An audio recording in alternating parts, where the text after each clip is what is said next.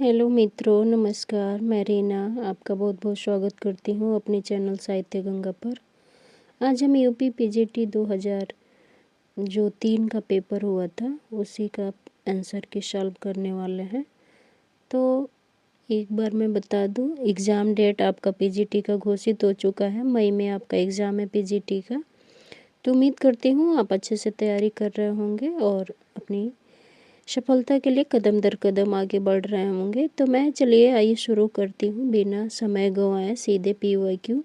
और बता दूँ आपको, प्रीवियस ईयर क्वेश्चन देखना बहुत ज़रूरी हो जाता है, क्योंकि कभी कभी इससे क्वेश्चन डायरेक्टली पूछ लिए जाते हैं और फिर इससे कोई क्वेश्चन छूटने ना पाए। इसलिए मैं आपसे रिक्वेस्ट करूँगी कि प्लीज़ सारी तैयारी के बाद एक बार सारे पीवाईक्यू को रिवीजन ज़रूर करें, जिससे कि यहाँ से जो प्रश्न पूछे जाएं और वो प्रश्न आपसे कभी ना छूटे। तो फिर इसी चीज़ को ध्यान में रखते हुए आज हम पीवाईक्यू का बहुत जल्दी जल्दी रिवीजन कर लेंगे, बहुत ही कम समय में। तो चलिए आइए शुरू करते हैं बिना समय गंवाए। एक बार पुनः प्लीज़ कमेंट ज़रूर करेंगे और पसंद आएगा तो लाइक भी कर देंगे, जिससे कि मुझे प्रेरणा मिले। तो चलिए आइए शुरू करते हैं। पहला क्वेश्चन पूछा है, नागरिक प्रचारी सभा की स्थापना हुई थी। यानी कि नागरिक प्रचारी सभा की स्थापना कब हुई थी? तो हुई थी 1893 में। Answer number B. थोड़ा सा इसमें हम इसका डीपली देख सकते हैं। इसमें दिया है, नागरिक प्रचारी सभा की स्थापना 1893 में हुई थी। संस्था की स्थापना का मूल उद्देश्य था हिंदी के प्राचीन हस्तलिखित ग्रंथों की खोज।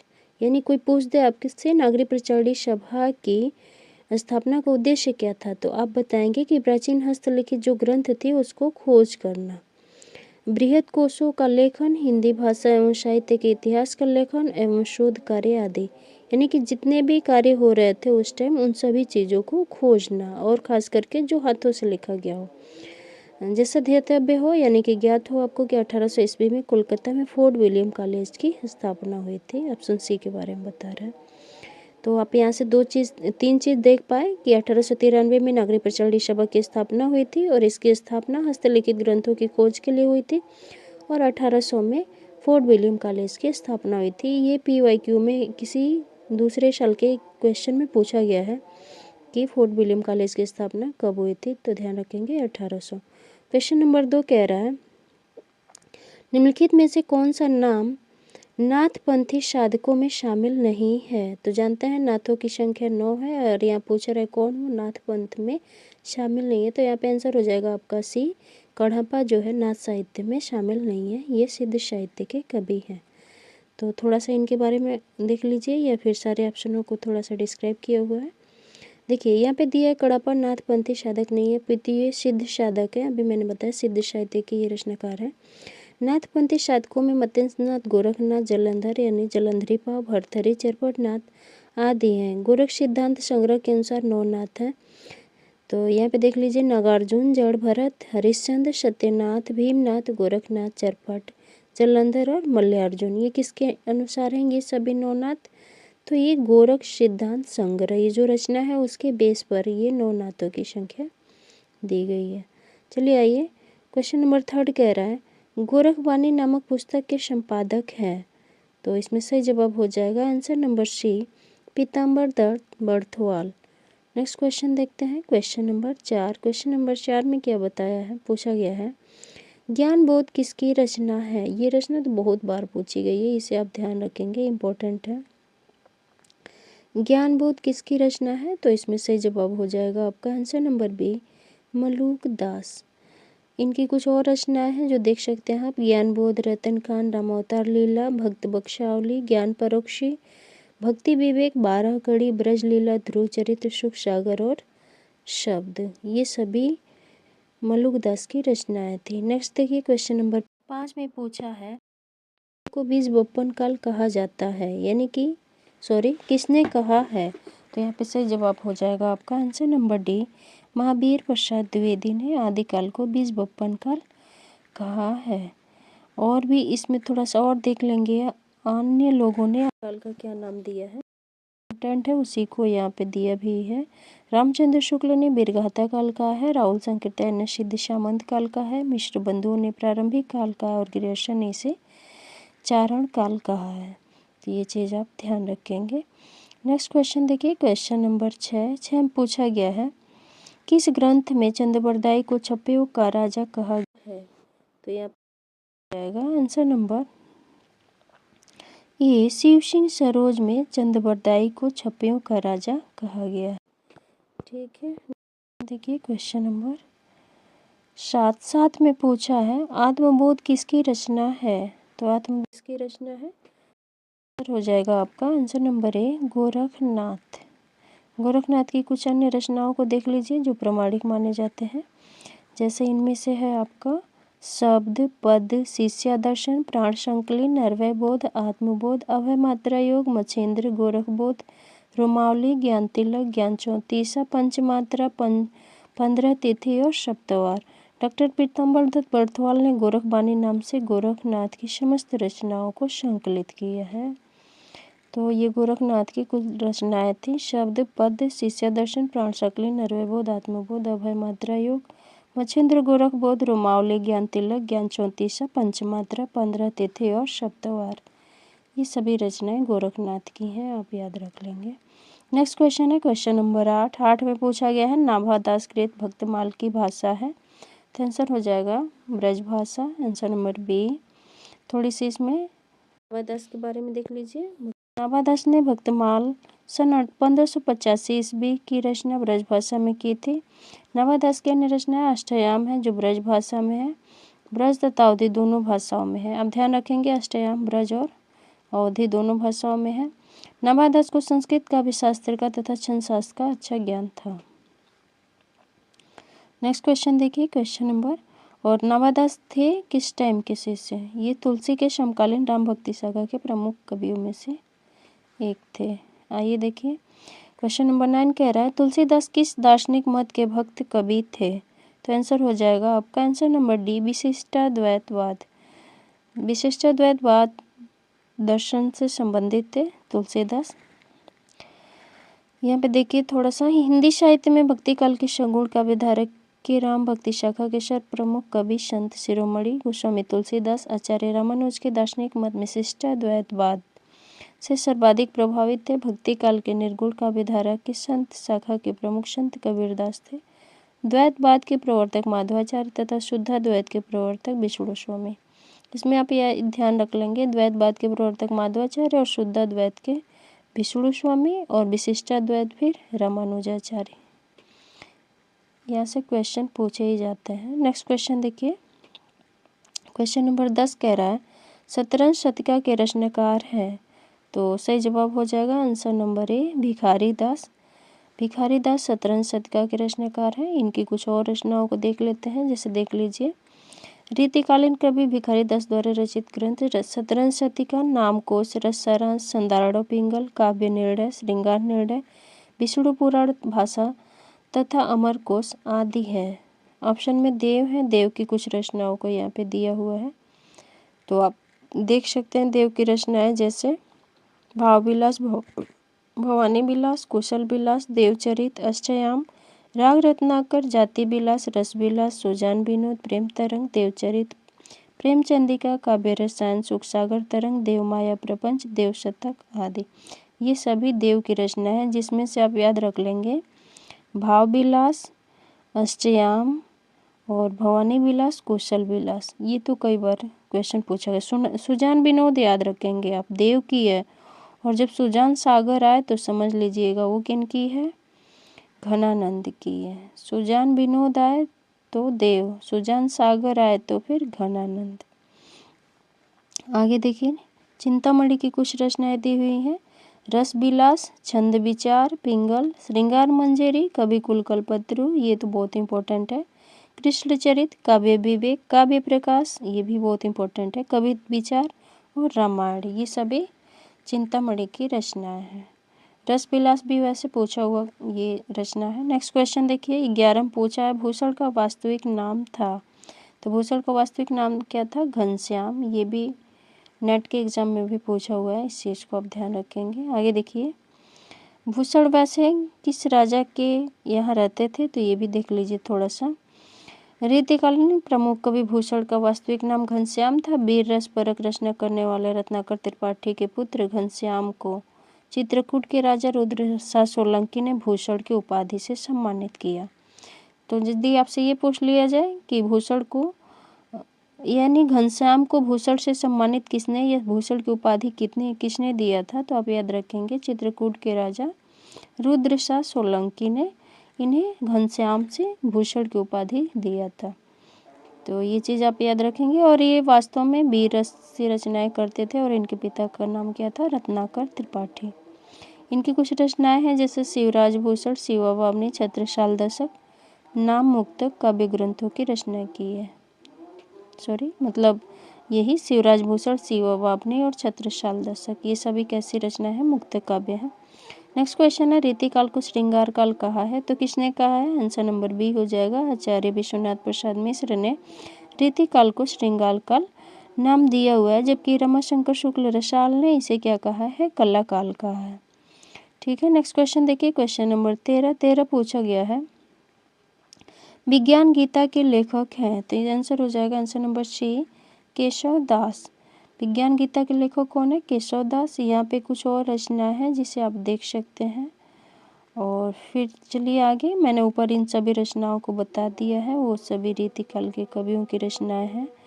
क्वेश्चन नंबर 14 देखते हैं। 14 में पूछा गया है, काव्य रसायन किसकी रचना है, तो काव्य रसायन किसकी रचना है, आंसर नंबर बी, देव की। अभी मैं ऊपर बताई हूँ, ये देव की सभी रचनाएं दिया हुआ है, यहाँ पे देख सकते हैं आप। काव्य रसायन देव की रचना है, भाव विलास, अष्टयाम, भवानी विलास, राग रत्नाकर, कुशल विलास, देवचरित, प्रेमचंदिका, जाति विलास, रस विलास, काव्य रसायन, सुख सागर, प्रेम तरंग आदि, ये सभी देव की रचना है। शिवराज भूषण, शिवा वामनी, छत्रसाल दशक, ये भूषण की रचना है।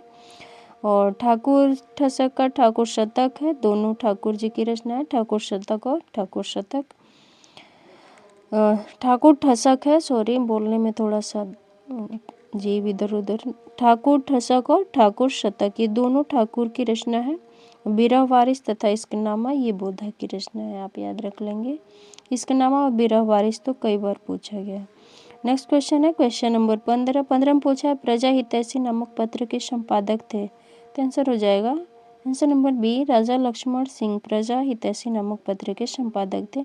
और इस पत्र का प्रकाशन कब होता था, 1855 ईस्वी में आगरा से। कोई कहे प्रजा हितैषी नामक पत्र कहाँ से प्रकाशित होता था, तो वो आगरा से, और 1855 ईस्वी में इसके संपादक थे राजा लक्ष्मण सिंह। नेक्स्ट क्वेश्चन है, क्वेश्चन नंबर 16 में पूछा गया है, आलसियों का कोड़ा किसकी रचना है, तो आंसर हो जाएगा आपका शिव प्रसाद सितारे हिंद की रचना है। और इनकी अन्य महत्वपूर्ण रचनाएं देख लीजिए आप, मानव धर्मसार, भूगोल हस्तामलक, राजा भोज का सपना, ये सभी शिव प्रसाद सितारे हिंद की रचना है। नेक्स्ट क्वेश्चन है, 17 में पूछा गया है, उद्धव शतक के लेखक हैं, तो उद्धव शतक के लेखक कौन है, ये बहुत ही प्रसिद्ध हो जाएगा आंसर नंबर ए, रत्नाकर, यानी पूरा नाम है जगन्नाथ दास रत्नाकर। इनकी कुछ रचनाएं हैं लीजिए, उद्धरण, हरिश्चंद्र हिंडोला, श्रृंगार लहरी, कलकासी तथा विराष्टक, ये सभी जगन्नाथ दास रत्नाकर की रचनाएं हैं। और उद्धव शतक भ्रमर गीत परंपरा का प्रसिद्ध ग्रंथ है। सूर सागर, सूर सरावली, साहित्य लहरी, ये सभी कृष्ण भक्ति शाखा के प्रमुख कवि सूरदास के हैं। नाभादास द्वारा रचित भक्तमाल 1585 ईस्वी में है, और अष्टयाम प्रमुख ग्रंथ है ये नाभादास द्वारा। नाभादास ने हिंदी में भक्तमाल परंपरा का सूत्रपात किया था।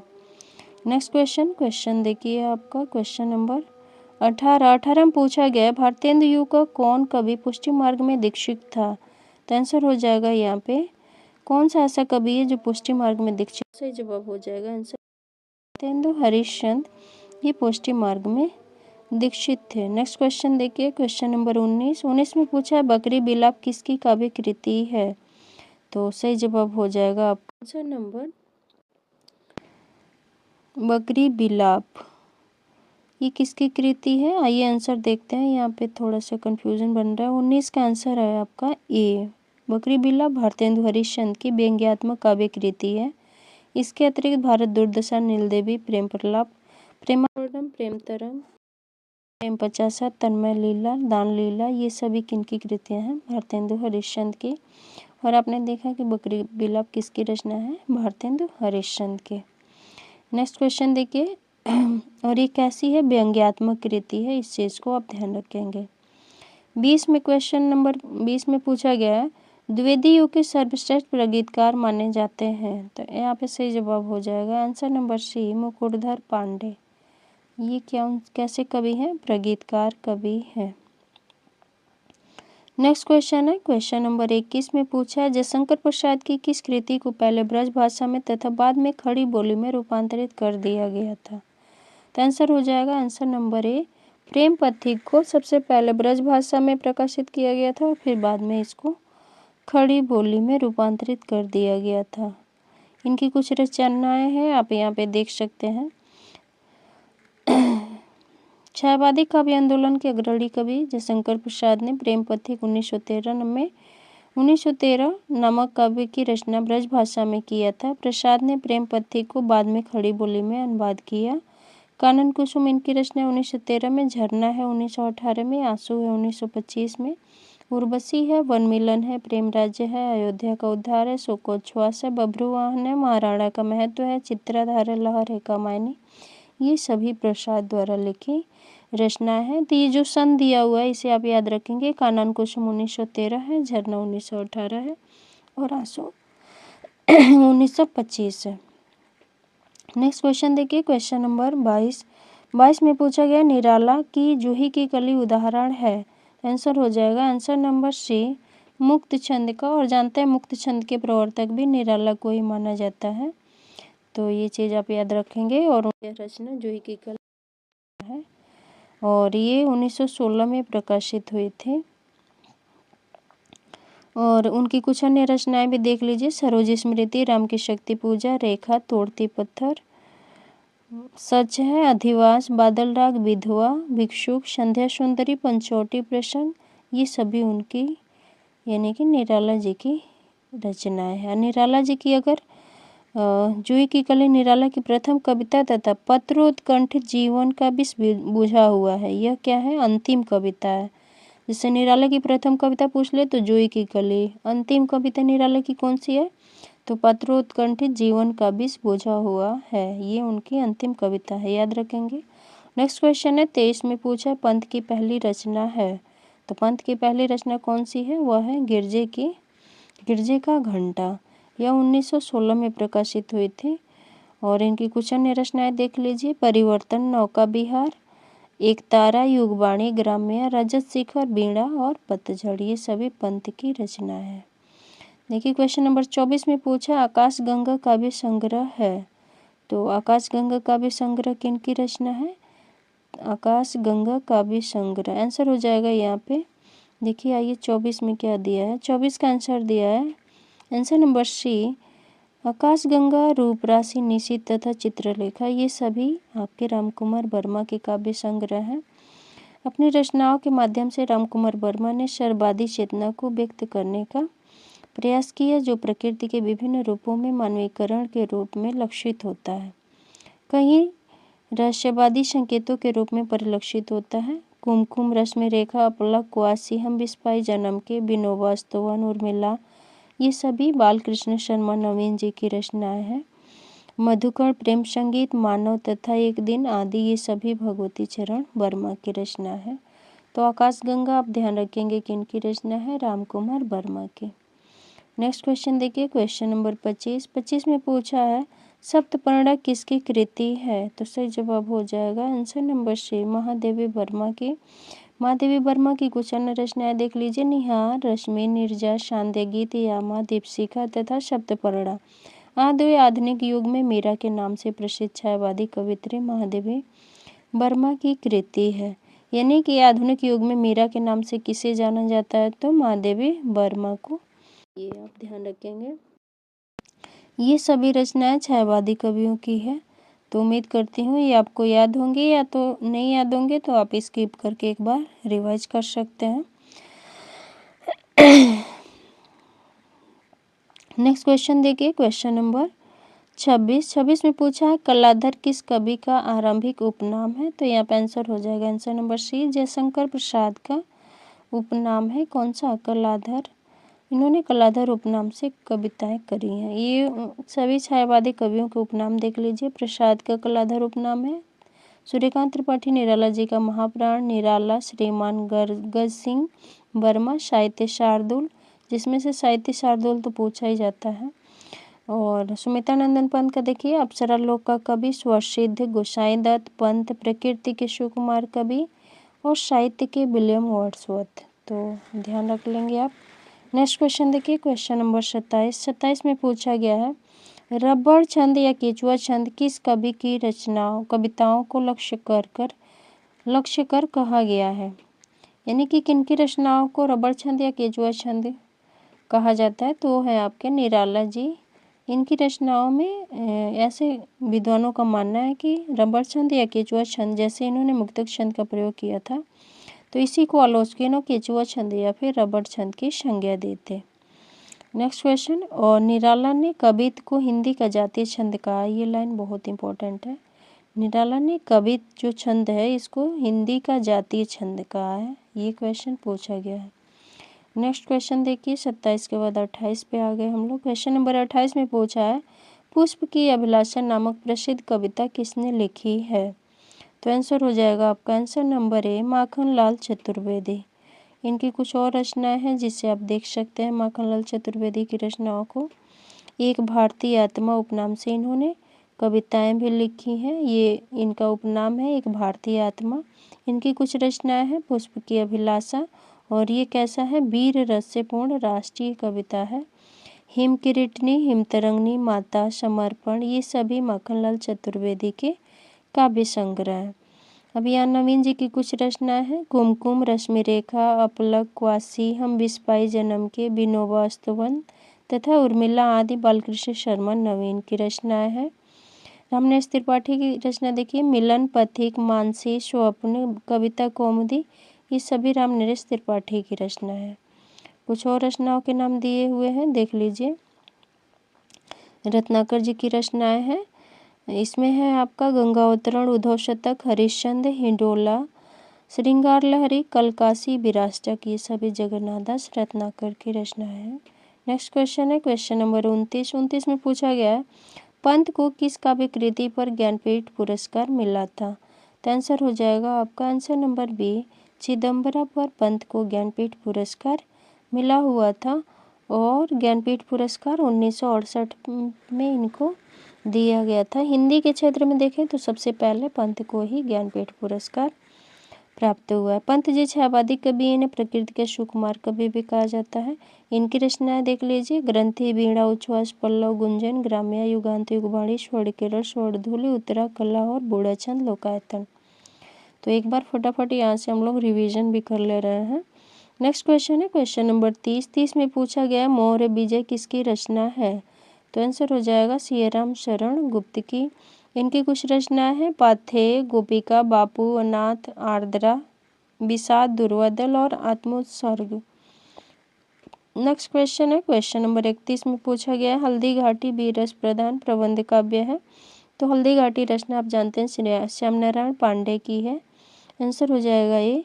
और इनकी कुछ अन्य रचनाएं हैं हनुमान, तुमुल और हल्दी घाटी जौहर, ये सभी श्याम नारायण पांडे की रचना है। 31 के बाद देखते हैं 32 में पूछा गया प्रगतिशील लेखक संघ की स्थापना कब की गई थी, तो सही जवाब हो जाएगा आंसर नंबर बी, 1936 में प्रगतिशील लेखक की स्थापना की गई थी। थोड़ा सा इसका और व्याख्यात्मक रूप देख लीजिए। 1935 में E.M. फॉस्टर के सभापतित्व में पेरिस में प्रोग्रेसिव राइटर्स एसोसिएशन नामक अंतर्राष्ट्रीय संस्था का प्रथम अधिवेशन हुआ था, और सन 1936 में सजाद जहीर और मुल्कराज आनंद के प्रयत्नों से भारतवर्ष में भी इस संस्था की शाखा खुली, और इसके प्रथम अधिवेशन लखनऊ की अध्यक्षता प्रेमचंद ने की थी, और दूसरे अधिवेशन की अध्यक्षता रविन्द्रनाथ टैगोर ने की थी, ये आप ध्यान रखेंगे। तो वैसे सबसे पहले 1935 में E.M. फॉस्टर के सभापतित्व में यह संस्था खुली और फिर उसके बाद सज्जाद जहीर और मुल्क राज आनंद के प्रयास से भारतवर्ष में 1936 में लखनऊ में इसका प्रोग्राम रखा गया और पहला अध्यक्षता प्रेमचंद ने और दूसरी अध्यक्षता अभी आपने देखी है किसने की थी, रविन्द्रनाथ टैगोर ने। ठीक है, नेक्स्ट क्वेश्चन देखते हैं। क्वेश्चन नंबर 33 में पूछा गया नागार्जुन किस वर्ग के कवि हैं। तो यहाँ पे सही जवाब हो जाएगा नागार्जुन आपके कैसे कवि हैं, प्रगतिवादी कवि हैं, आंसर बी। और इनकी कुछ अन्य रचनाएं भी देख लीजिए नागार्जुन के बारे में थोड़ी बहुत। देखिए वैसे प्रगतिवाद का आरंभ कब से माना जाता है, 1936 से, और 1936 से 43 तक के बीच साम्यवादी विचारधारा से प्रभावित होकर का प्रश्न करने वाले नागार्जुन केदारनाथ अग्रवाल, रामविलास शर्मा, शिवमंगल सिंह सुमन, रागी राघव, त्रिलोचन शास्त्री, ये सभी कैसे कवि हैं, प्रगतिवादी कवि हैं। आप ध्यान रखेंगे नागार्जुन, केदारनाथ अग्रवाल, रामविलास शर्मा और शिवमंगल सिंह सुमन, रागे राघव, त्रिलोचन शास्त्री, ये सभी प्रगतिवादी कवि हैं। देखिए नागार्जुन के बारे में थोड़ा सा दिया है। नागार्जुन का वास्तविक नाम वैद्यनाथ मिश्र था। नागार्जुन यात्री उपनाम से कविताएं लिखते थे। नागार्जुन की रचनाओं का क्रम निम्नवत है, जैसे युगधारा, सतरंगे पंखों वाली, प्यासी पतराई आंखें, भस्मांकुर, तालाब की मछलियाँ, खिचड़ी, विप्लव देखा हमने, तुमने कहा था, हजार हजार बाहों वाली, पुरानी जूतियों का कोरस। तो ये देख रहे हैं सभी रचनाएं नागार्जुन की हैं, बहुत इंपॉर्टेंट है। यहाँ से तो कई बार डायरेक्टली रचनाओं से ही प्रश्न पूछ लिए जाते हैं। यहाँ देखिए क्वेश्चन नंबर 34 में पूछा गया रामधारी सिंह दिनकर की किस कृति को आधुनिक युग का गीता कहा जाता है या कहा गया है। तो आंसर हो जाएगा आपका आंसर नंबर सी, कुरुक्षेत्र को आधुनिक युग का गीता कहा जाता है। और ये रचनाएं किनकी हैं, रामधारी सिंह दिनकर की।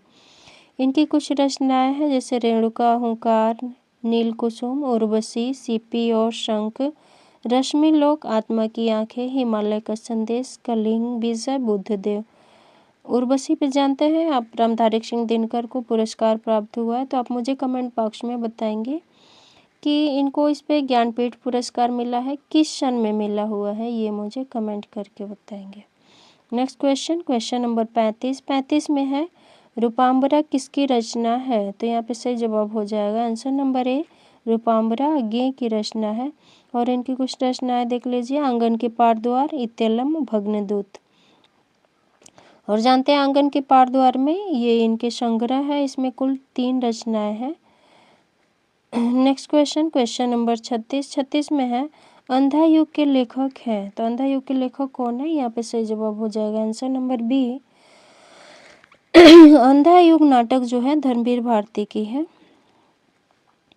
और यह आपके हायर के सिलेबस में लगा हुआ है, नेट के सिलेबस में भी है।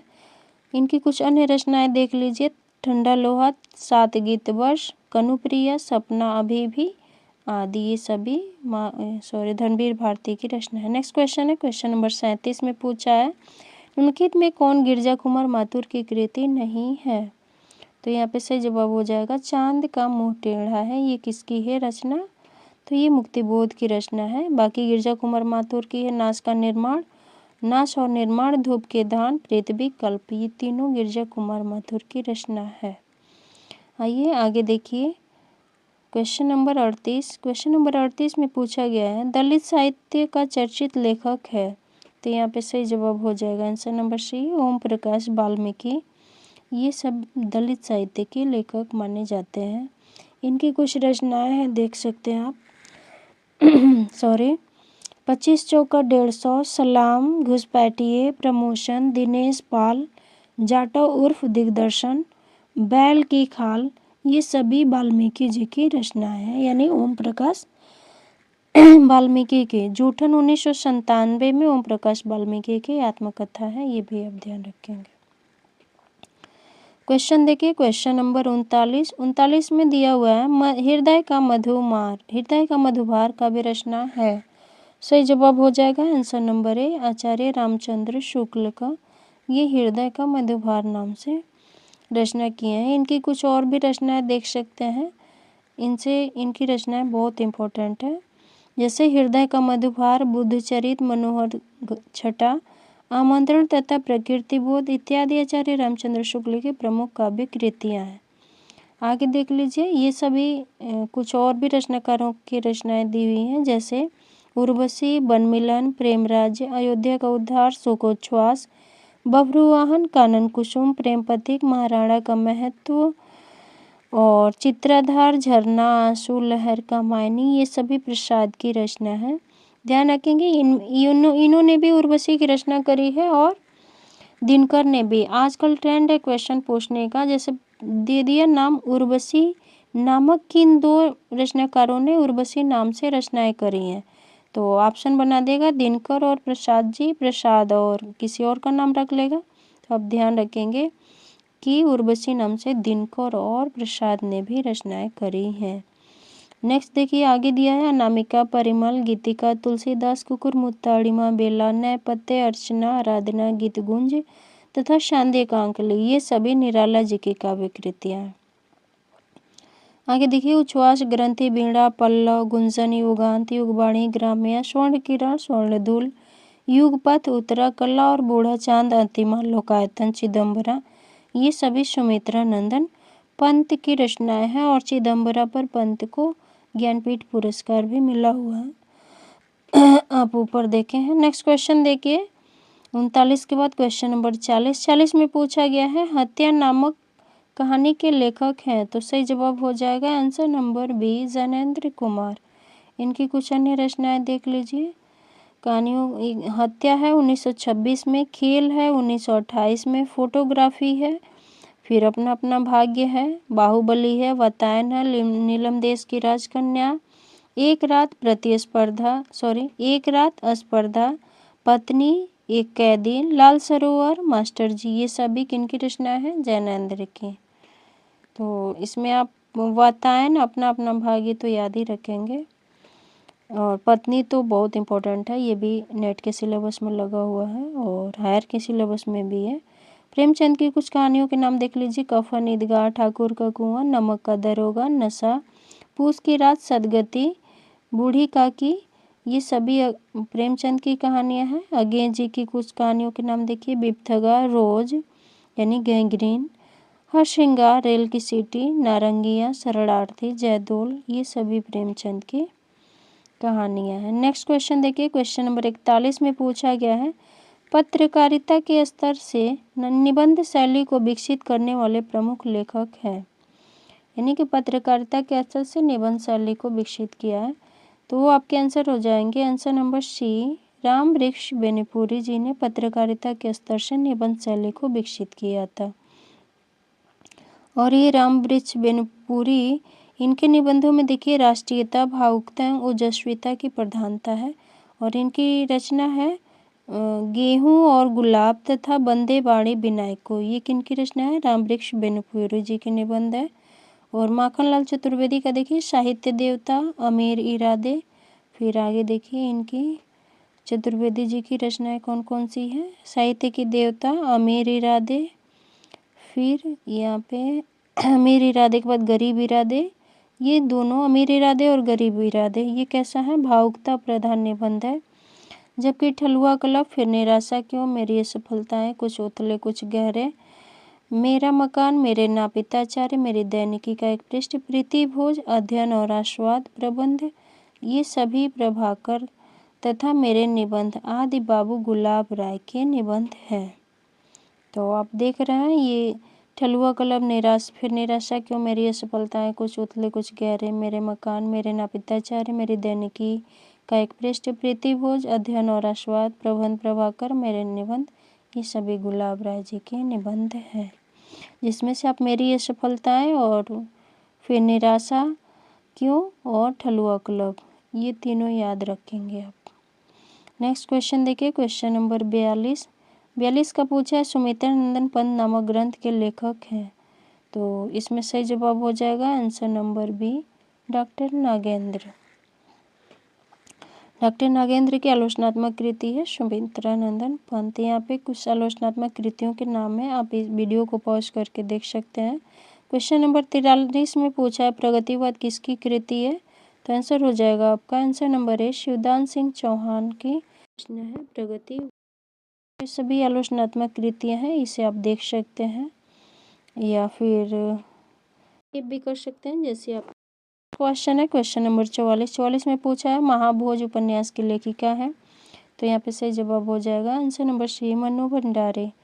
मन्नू भंडारी की कुछ रचनाओं को देख लीजिए क्योंकि ये बहुत इंपॉर्टेंट है और यहाँ से क्वेश्चन पूछे जाते हैं। तो इनके मन्नू भंडारी जी की प्रसिद्ध उपन्यास है महाभोज और आपका बंटी, मित्र मरजानी, सूरजमुखी अंधेरे के, जिंदगी नामा, दिलोदानी, समय सरगम, ये सभी कृष्णा शोभती की रचनाएं हैं।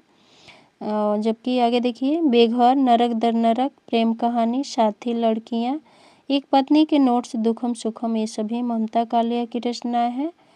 और काला जल, सांप और सीढ़ी, कस्तूरी, पत्थरों में बंद आवाज, ये सभी सानी द्वारा लिखे गए उपन्यास हैं। नेक्स्ट क्वेश्चन देखिए क्वेश्चन नंबर 45 में पूछा है कठगुलाब किसकी रचना है, तो आंसर हो जाएगा आपका कठगुलाब किनकी रचना है, मैत्रेयी पुष्पा की। आंसर हो जाएगा ए 45 का। 45 के बाद देखते हैं 46 नंबर के जो क्वेश्चन है, सॉरी कठगुलाब मृद गर्ग के, सॉरी रिवीजन करना बहुत ज़रूरी हो जाता है। तो कठगुलाब किनकी रचना है, मृदुला गर्ग की। नेक्स्ट क्वेश्चन 45 के बाद हम देखते हैं 6 क्वेश्चन पूछे गए हैं। बाण भट्ट की आत्मकथा के लेखक हैं, तो बाण भट्ट की आत्मकथा किसकी है, ये आप जानते हैं हजारी प्रसाद द्विवेदी के, द्विवेदी का उपन्यास है। इसकी विधा भी आप याद रखेंगे। इसमें आत्मकथा लगा है तो कभी कभी एग्जाम में ना, जानते हैं एग्जाम की स्थिति क्या होती है, एग्जाम में जानते हुए क्वेश्चन पर भी असमंजस होने लगता है, तो यहाँ पे बड़े इत्मीनान से हमें रिवीजन कर लेना है, हमसे कोई क्वेश्चन गलत ना। तो यह आत्मकथा ना होकर के क्या है, उपन्यास है, ये शब्द इसमें भले दिया हुआ है। इनका अन्य भी देख सकते हैं आप उपन्यास, चारुचंद्र लेख और पुनर्नवा तथा अनामदास का पोथा 1976 में है। तो कभी कभी सीक्वेंस में भी देता है, तो आप याद रख लेंगे बाण, चारु, पुनर्नवा के नाम हमने ऐसे याद किया है। तो बाण से बाण भट्ट की आत्मकथा 1946 में, चारु से चारचंद्र लेख 1963 में, पुनर्नवा 1973 में और अनामदास का पोथा 1976 में। तो आप याद कर सकते हैं ट्रिक, बाण, चार, पुनर्नवा के नाम, पुनर्नवा और फिर यहाँ पे के नाम, तो वही बाण भट्ट की आत्मकथा, चारुचंद्र लेख, पुनर्नवा और अनामदास का पोथा। नेक्स्ट क्वेश्चन देखिए क्वेश्चन नंबर 47 में पूछा गया है वैशाली के नगर बधू नामक उपन्यास के लेखक हैं, तो चतुर्सेन शास्त्री। नेक्स्ट 48 में क्या पूछे है, ये सभी रचनाकार हैं, उनकी रचनाएं दी हुई हैं, आप इसे यहाँ से एक बार के लिए रिवीजन कर सकते हैं। क्वेश्चन नंबर 48 पूछा है प्रेमचंद नाम से लिखते थे, तो ये तो आसान क्वेश्चन है। ये है आपका बी, नवाब राय के नाम से प्रेमचंद उर्दू में कविताएं लिखा करते थे। क्वेश्चन नंबर 49 पूछा, 49 कह रहा है को प्रतिबंधित किया गया था, तो आंसर हो जाएगा सोजे वतन। ये सोजे वतन इनके कहानियों का संग्रह था और इसमें कुल 5 कहानियां थे, 1908 में प्रकाशित हुआ था, तो अंग्रेज सरकार ने इसे प्रतिबंधित करके जब्त कर लिया था।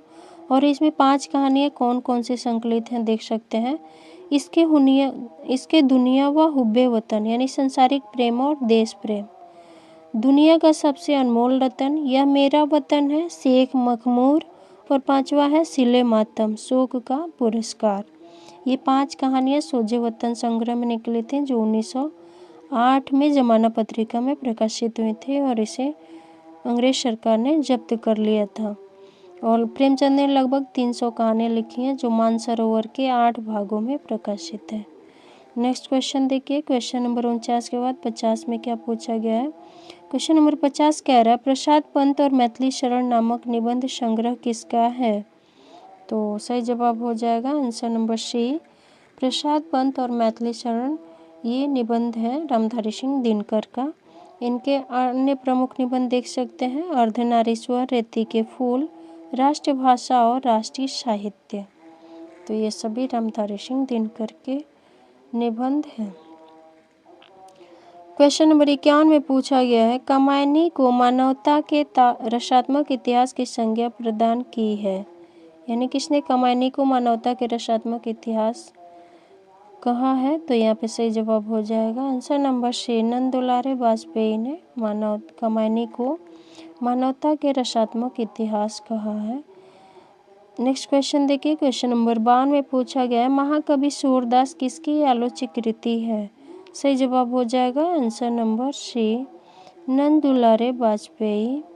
नेक्स्ट क्वेश्चन देखिए, क्वेश्चन नंबर, ये सभी आलोचनात्मक कृतियां हैं, एक बार के लिए आप यहाँ से रिवीजन कर सकते हैं और यहाँ से क्वेश्चन बनता ही है। आलोचनात्मक कृतियों से बहुत महत्वपूर्ण है, ये सारे देख सकते हैं आप यहाँ पे। साहित्य हिंदी 20वीं शताब्दी, जयशंकर प्रसाद, प्रेमचंद। आधुनिक साहित्य, महाकवि सूरदास, वाल्मीकि, महाकवि निराला। नई कविता, कवि सुमित्रानंदन पंत। रस सिद्धांत, साहित्य का आधुनिक युग, आधुनिक साहित्य, सृजन और समीक्षा। रीति और शैली, नए साहित्य नए प्रश्न। ये सभी किनकी हैं? नंद दुलारे वाजपेयी की रचनाएं हैं। जिसमें से हिंदी साहित्य 20वीं शताब्दी, ये भी कई बार क्वेश्चन में पूछा गया है। और महाकवि निराला भी आप याद रख सकते हैं। फिर यहाँ पे आप आधुनिक साहित्य, सृजन और समीक्षा, ये भी याद रखें। नया साहित्य नए प्रश्न, ये तो ना जाने कितनी बार यहाँ से क्वेश्चन बना है। नया साहित्य नए प्रश्न, नंद दुलारे वाजपेयी की रचना है, आप ये याद रखेंगे। आगे देख सकते हैं और भी यहाँ पे आलोचनात्मक ग्रंथ है। गोस्वामी तुलसीदास, जैसी ग्रंथावली, भ्रमर गीत सार, रसमीमांसा, ये सभी शुक्ल की रचनाएं हैं। सुर साहित्य, हिंदी साहित्य की भूमिका, कबीर। हिंदी साहित्य का आदिकाल, सहज साधना, कालिदास की ललित योजना, मध्यकालीन बोध का स्वरूप, ये सभी हजारी प्रसाद द्विवेदी की आलोचनात्मक कृति है। नेक्स्ट क्वेश्चन देखिए, क्वेश्चन नंबर 53 में पूछा गया है मैला आंचल किस प्रकार का उपन्यास है। तो जवाब हो जाएगा आंसर आंचलिक उपन्यासकार है, आंचलिक उपन्यास है। और इसके लेखक कौन है? रेणु जी। और जानते हैं प्रथम आंचलिक उपन्यासकार किसे माना जाता है? रेणु जी को ही माना जाता है। और इनकी अन्य उपन्यास में देख सकते हैं जुलूस, दीर्घतपा, कितने चौराहे, कलंक मुक्ति। तो ये सभी रेणु जी की उपन्यास है। नेक्स्ट क्वेश्चन है मानस का हंस उपन्यास लेखक है। तो सही जवाब नंबर ए अमृतलाल नागर। और इसमें आप जानते हैं कि इनके जीवन को केंद्र में रखकर यह उपन्यास लिखा गया है। तो इसमें तुलसी के जीवन को केंद्र में रखा गया है। और नेक्स्ट क्वेश्चन, इनकी कुछ और रचनाएं भी देख सकते हैं। अमृत और विष, महाकाल, शतरंज की मोहरें, खंजन नयन, एकदा नैमिषारण्य। ऐसे ही ये यहाँ से देखिए कंफ्यूजन होता है, शतरंज की मोहरें इनकी है, अमृतलाल नागर की, जबकि शतरंज की खिलाड़ी कहे तो किनका हो जाएगा? प्रेमचंद का। और शतरंज का खिलाड़ी ये प्रेमचंद का क्या है? कहानी है शतरंज का खिलाड़ी। ये बीपीएससी में क्वेश्चन पूछा हुआ था कि शतरंज का खिलाड़ी प्रेमचंद की किस विधा की रचना है। तो आप याद रखेंगे कहानी। वहाँ पे मैं भी एग्जाम में थी, वहाँ पे मुझे कन्फ्यूज़न हो रहा था कि शतरंज की मोहरें और शतरंज के खिलाड़ी दोनों में कौन किस विधा का है, ये मुझसे वहाँ पे थोड़ा सा कन्फ्यूज़न बन रहा था। तो इसलिए मैंने आपको यहाँ पे बता दिया कि शतरंज की मोहरें अमृतलाल नागर के, जबकि कहानी प्रेमचंद का। नेक्स्ट क्वेश्चन नंबर, एग्जाम में जानते हैं थोड़ा सा माइंड पे प्रेशर रहता है और फिर एग्ज़ाम में सबसे ज़रूरी चीज़ है कि आप धैर्य बनाए रखें और क्वेश्चन पढ़ते टाइम जो क्वेश्चंस तुरंत दिमाग से क्लिक, उसका आंसर जो क्लिक हो उसी को आप लगाइए, ज़्यादा सोचने पर भी नहीं कभी कभी होता है। नेक्स्ट क्वेश्चन देखिए 55 में पूछा गया झूठा सच उपन्यास के लेखक हैं। तो जवाब हो जाएगा यश। इनकी कुछ अन्य रचनाएं देख सकते हैं। दादा कामरेड, देशद्रोही, दिव्या, पार्टी कामरेड, मनुष्य के रूप में, अमिता, झूठा सच, 12 घंटे, अप्सरा का शाप, क्यों फंसे, मेरी तेरी उसकी बात, प्रगतिवादी मार्क्सवादी उपन्यासकार यशपाल के, ये सभी उपन्यास हैं। और ये इसमें बाणभट्ट का कुछ वो आत्मकथा है, चारुचंद्र लेख है, पुनर्नवा है, रामदास का पुत्र है, सभी हजारी प्रसाद द्विवेदी के हैं। और जबकि शेखर एक जीवनी, नदी के द्वीप, अपने अपने अजनबी, ये सभी मनोवैज्ञानिक उपन्यासकार अज्ञे जी की रचना है। नेक्स्ट क्वेश्चन देखिए, क्वेश्चन नंबर 56 में पूछा गया है महावीर प्रसाद द्विवेदी और हिंदी नवजागरण के लेखक हैं। तो सही जवाब रामविलास शर्मा। महावीर प्रसाद द्विवेदी और हिंदी नवजागरण के लेखक शर्मा जी। इनकी और कृतियाँ देख सकते हैं। यहाँ पे आप स्टॉप करके पढ़ लेंगे वीडियो को। नेक्स्ट क्वेश्चन है क्वेश्चन नंबर 57। प्रतिज्ञा उपन्यास के लेखक हैं, तो सही जवाब हो जाएगा answer number C, Premchand. Premchand की सभी उपन्यासों को उम्मीद करती हूँ आप याद कर लिए होंगे। नेक्स्ट क्वेश्चन है क्वेश्चन नंबर 58 में पूछा गया है विक्रम और बंसीय की मूल कथा नामक निबंध के लेखक हैं, तो यहाँ पे सही जवाब हो जाएगा आपका आंसर नंबर ए, चंद्रधर शर्मा गुलेरी। तो आइए देखते हैं 58 का आंसर क्या दिया है। 58 नंबर का आंसर ये दिया है चंद्र शर्मा गुलेरी जी हैं, और ये जानते हैं इनका निबंध है। और विक्रम और बंसीय नाम से नाटक भी है, आप मुझे कमेंट करके बताएंगे विक्रम और बंसीय नाटक किसका है। इनकी कुछ रचनाएं देखिए, कछुआ धर्म, मारेसी मोहि कुठाव, ये सभी गुलेरी जी के निबंध है। और रामचंद्र शुक्ल के आप याद रख सकते हैं चिंतामणि भाग 1, चिंतामणि भाग 2, भाग 3, भाग 4। इसमें सभी रामचंद्र शुक्ल जी के निबंध संग्रह संग्रहित है। और देखिए यहाँ पे त्रिशंकु, शबरंग और कुछ राग, आत्मनेपद, आलवाल, लिखी कागज कोरे, अंतरा अद्यतन जोग लिखी, स्त्रोत और सेतु, युग संधियों पर, धार और किनारे, कहाँ है द्वारका, केंद्र और परिधि, छाया का जंगल, सर्जना और संदर्भ, स्मृति, छंदा, सत्वर तथा भवंती, ये सभी यज्ञ के निबंध है। जिसमें से अद्यतन तो आप याद रख लेंगे और त्रिशंकु भी याद रख लेंगे। जो इम्पोर्टेंट है उसे मैं बता दे रही हूँ, इतने ये दोनों कम से कम निबंध तो आप आगे के याद रख ही लेंगे, त्रिशंकु और अद्यतन। नेक्स्ट क्वेश्चन पे चलते हैं क्वेश्चन नंबर 59 में पूछा गया है एकलव्य नामक कृति के लेखक हैं, सही जवाब हो जाएगा answer number B, Ram Kumar Verma. Ram Kumar Verma की कुछ रचनाएं दी हुई हैं जैसे एकलव्य, रश्मिटाई, चारुमित्रा, बादल की मृत्यु, इंद्रधनुष, कौमुदी महोत्सव, 5 जने, प्रेतविराज की आंखें, विभूति, शब्द किरण, ध्रुव तारिका, ऋतुराज, रजत रश्मि, दीपदान, कामकंदला, दीपदान इम्पोर्टेंट है, बापू, इंद्रधनुष, रिमझिम, ये सभी वर्मा जी के एकांकी हैं। और डॉक्टर राम कुमार वर्मा को हिंदी साहित्य के एकांकी विधा का प्रवर्तक भी माना जाता है, ये आप ध्यान रख लेंगे। नेक्स्ट क्वेश्चन देखिए क्वेश्चन नंबर 60 में पूछा गया है गांधी जी की जीवनी महात्मा गांधी के लेखक हैं, तो सही जवाब हो जाएगा इसमें आपका रामचंद्र वर्मा। रामचंद्र वर्मा ने महात्मा गांधी नाम से गांधी जी की जीवनी लिखी है, तो आंसर यहाँ पे ए हो जाएगा। आगे देखते हैं कुछ और भी जीवनीकार हैं, देख सकते हैं आप, जैसे संपूर्णानंद ने देशबंधु चित्तरंजन नाम से जीवनी लिखी है, ईश्वरी प्रसाद शर्मा ने बाल गंगाधर तिलक नाम से जीवनी लिखी है। तो संपूर्णानंद ने देशबंधु चित्तरंजन नाम से और फिर ईश्वरी प्रसाद शर्मा ने बाल गंगाधर तिलक नाम से।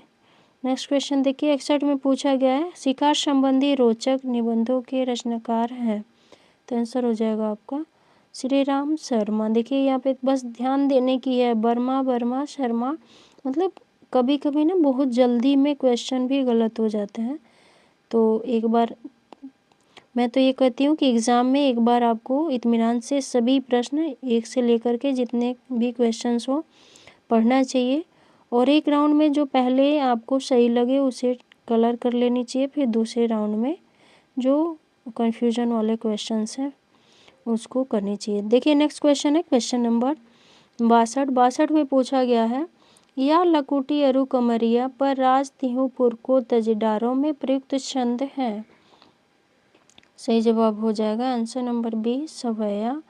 और ये किसकी पंक्ति है आप समझ रहे होंगे, तो ये जो पंक्तियां हैं या लकुटी अरु कमरिया पर राज तिहुपुर को तजडारो, ये रसखान की पंक्तियां हैं और ये सवैया छंद में है। सवैया किस टाइप के छंद है ये देख लीजिए, यह एक समृद्ध बाणिक छंद है, यानी कि सवैया बाणिक छंद है जिसमें एक चरण में 22 से लेकर 26 तक अक्षर होते हैं। और दोहा जानते हैं ये मात्रिक छंद है, और इसमें प्रथम और तृतीय में 13 मात्राएं और द्वितीय और चतुर्थ में 11 मात्राएं होती हैं, तो ध्यान रख लेंगे। नेक्स्ट क्वेश्चन पे चलते हैं। क्वेश्चन नंबर हम 62 के बाद देखेंगे 63 में पूछा गया है, तरणी के ही संग तरल तरंग में तरणी डूबी थी हमारी ताल में। इसमें प्रयुक्त अलंकार है, तो सही जवाब हो जाएगा आंसर नंबर बी, यमक अलंकार है यहाँ पे। एक तरणी का अर्थ जानते हैं नौका और दूसरे तरणी का अर्थ है यहाँ पे सूर्य। तो आप यहाँ पे एक ही शब्द के जब दो शब्द दिए हो और दोनों के अलग अलग अर्थ निकलते हैं तो वहाँ पे कौन सा अलंकार होता है, यमक अलंकार होता है, ये आप जानते हैं। नेक्स्ट क्वेश्चन है क्वेश्चन नंबर 64 में पूछा गया है, वक्रोक्ति काव्य जीवितम कहकर वक्रोक्ति को ही काव्य की आत्मा स्वीकार करने वाले आचार्य हैं। तो यहाँ पे सही जवाब हो जाएगा आंसर नंबर सी, कुंतक। जानते हैं काव्य की आत्मा को लेकर के एक समय ऐसा रहा कि सारे विद्वानों में होड़ लगी हुई थी और सब ने अपने अपने मत के हिसाब से काव्य की आत्मा को लेकर के प्रश्न उठाया और सब ने उसकी स्थापना करने का प्रयास किया। इनमें से आचार्य मम्मट की रचना है, सही जवाब हो जाएगा आंसर नंबर डी, काव्य प्रकाश।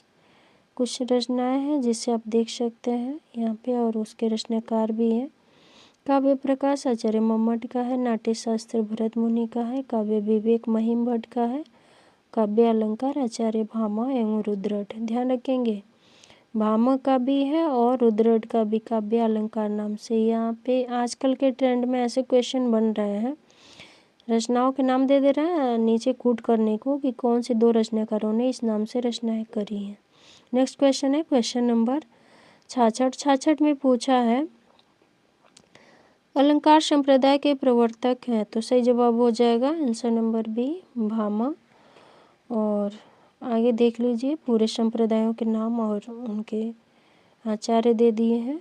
अलंकार संप्रदाय भामा का है, रस संप्रदाय भरत मुनि का है और फिर ध्वनि संप्रदाय आनंदवर्धन का है, वक्रोक्ति संप्रदाय कुंतक का है, औचित्य संप्रदाय क्षेमेंद्र का और रीति संप्रदाय आचार्य वामन का। तो ये सभी संप्रदाय आप ध्यान रख लेंगे, यहाँ से एक आध क्वेश्चन एग्जाम में देखने को, कभी कभी तो डायरेक्टली संप्रदाय से ही क्वेश्चन पूछ लिए जाते हैं और पूछे जाते हैं कि इनके संस्थापक कौन है, तो ये आप ध्यान रखेंगे। चलिए नेक्स्ट क्वेश्चन पे चलते हैं।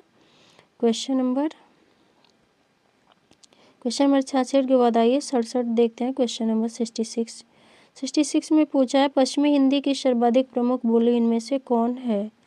तो सबसे ज़्यादा पश्चिमी बोली में क्या बोली जाती है उसमें से, तो वो है आपका ब्रज भाषा। नेक्स्ट क्वेश्चन देखिए, चलते हैं नेक्स्ट क्वेश्चन पे। सॉरी, आप जानते हैं ये ब्रज भाषा आपका सौरसेनी अपभ्रंश से निकली हुई है और यह खड़ी बोली की प्रमुख बोली सौरसेनी से खड़ी बोली भी निकली हुई है और यह ब्रज भाषा भी। और ये ब्रज भाषा आगरा, मथुरा, अलीगढ़, एटा, मैनपुरी, हाथरस, बदायूं, बरेली, धौलपुर इन्हीं क्षेत्रों में बोली जाने वाली भाषा है और इसमें लोक साहित्य और साहित्य दोनों ही एक तरह से समृद्धि रूप में रचनाएं पाई जाती हैं। खड़ी बोली को जानते हैं हम लोग कौरवी नाम से भी जानते हैं और हरियाणवी को बांगरू नाम से, कनौजी तथा बुंदेली ये सभी पश्चिमी हिंदी की बोलियां हैं। तो आप ध्यान रखेंगे पश्चिमी हिंदी की बोलियां ब्रजी, खड़ी बोली, हरियाणवी, कनौजी और बुंदेली ये सभी आपके पश्चिमी हिंदी की हैं। नेक्स्ट क्वेश्चन में पूछा है, हरियाणवी या बांगरू किस बोली किस अपभ्रंश से विकसित हुई है। तो अभी हमने देख लिया ये सभी आपके सौरसेनी अपभ्रंश से, आंसर नंबर ए। नेक्स्ट क्वेश्चन, यहाँ से तो एक क्वेश्चन बनता ही है, आप उम्मीद करती हूँ बोलियों से जितने भी एक तरह से कह लें बोलियों का विकास है आप याद रख लेंगे। पूर्वी हिंदी में कौन कौन से आते हैं, पश्चिमी हिंदी में कौन कौन से आते हैं और फिर मगही, मागधी ये सभी आप याद रख लेंगे। नेक्स्ट क्वेश्चन है क्वेश्चन नंबर 69 में पूछा पौन शब्द में कौन सी संधि है, तो आंसर हो जाएगा अयादि संधि। यहाँ पे जानते हैं अ के साथ जब ए मिलता है तो क्या बनता है, औ बनता है, औ के साथ ए मिल जाएगा तो आओ बन जाएगा।